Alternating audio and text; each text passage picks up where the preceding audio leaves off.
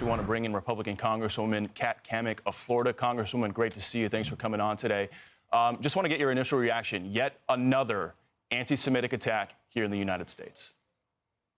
Absolutely. That's right, Bill. And more than that, this is another example of innocent civilians, innocent citizens who have been victim to a broken immigration system and a lack of enforcement of the laws on the books.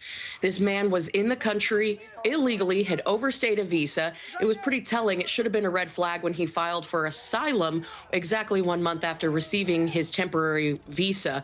But again, he overstayed his visa when it expired.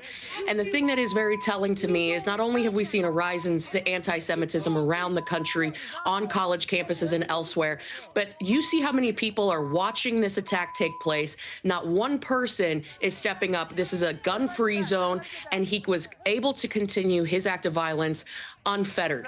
Absolutely unacceptable. We have got to up the deportations, and we have got to do everything we can to make our communities safe again. And it feels like this just keeps escalating, right? I mean, this is just the latest in a string of all sorts of anti-Semitic, hateful incidents that have been taking place, really targeting the Jewish population here in the U.S. You'll remember back in April, there was this alleged arson attack on Governor Josh Shapiro's house in Pennsylvania. At the time, the police said the suspect firebombed the house because of what the governor, quote, wants to do to the Palestinian people. Then in early May, there were anti-Israel protesters at Columbia. They took over a room in the Butler Library. That led to the arrest of about 80 of those protesters. They disrupted students who were trying to study. That protest, that occupation also caused some damage to the library. There was graffiti in there. Then we all remember just a couple weeks ago, 2 young Israeli embassy staffers gunned down, executed, killed right in front of the Jewish Museum in Washington. Witnesses say that shooter shouted, quote, "Free, free Palestine." That was on video. He said he did it for Gaza. And then just last week, we saw this. Shame! Shame! Shame! Shame! Shame! Shame! Jewish students at MIT storming out of their own graduation ceremony after their class president accused the university of aiding Israel's genocide. We are watching Israel try to wipe Palestine off the face of the earth, and it is a shame that MIT is a part of it. The Israeli occupation forces are the only foreign military that MIT has research ties with. This means that Israel's assault on the Palestinian people is not only aided and abetted by our country, but our school. We will carry with us the stamp of the MIT name, the same name that is directly complicit in the ongoing genocide of the Palestinian people. And MIT later said that student went rogue. That was not in the prepared speech that she submitted. But Congresswoman, we're seeing this across all sorts of campuses in the U.S., and it just seems to keep turning into almost like a pressure cooker. All these different campuses, all these different protests, Intifada, Free Palestine, and now that is translating into physical violence. Absolutely. And, you know, the thing that I find ironic is the people who are out there screaming Free Palestine are the ones that have the coexist bumper stickers on the back of their Toyota Priuses. This is absolutely unacceptable. Zero tolerance is the only answer. And Congress, we should be doing everything we can to withhold federal funding to any institution that continues to allow this type of hateful anti-Semitic rhetoric and violence to occur on their campuses. And I hope for that particular graduation speaker, she ripped up her diploma from MIT. I'm going to borrow a line from Secretary of State Rubio.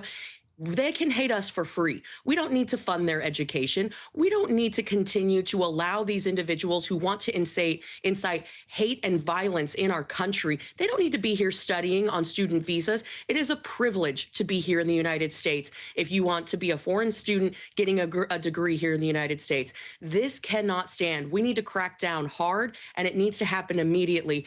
And just to add further insult to injury, there was a Politico article that hit today that called the president, I believe, of Columbia University, the first casualty right in the middle of actual violence taking place in Boulder, Colorado against Jews. This is unacceptable. We have to take swift action. The Trump administration, I believe, needs to step up to deportations even more. And one other topic I do want to get your thoughts on are these concerns about President Biden and his mental acuity in office. Republicans certainly not slowing down when it comes to their pursuit of answers on the former president's mental decline and the alleged cover-up of it. GOP lawmakers say this is a very, very serious issue. Who was signing those, who was in charge when this was happening? It's becoming very obvious from whistleblowers right now that it was not Joe Biden. So we need to know, the American people need to know who was making decisions over those last 4 years, who had access to that auto pen, and who was signing this legislation, because that's an actual crime.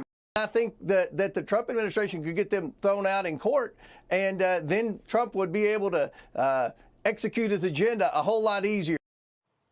Now, last week, 4 former Biden aides and his former White House doctor all just essentially blew off the House Oversight Committee's deadline to agree to interviews. Committee Chair James Comer says he will issue subpoenas to compel their cooperation. So my question for you is, your colleague, Congressman Comer, he's suggesting that if it's determined that these auto pens were used and there were other people signing these orders and it wasn't President Biden himself, that those auto pen orders can essentially be thrown out.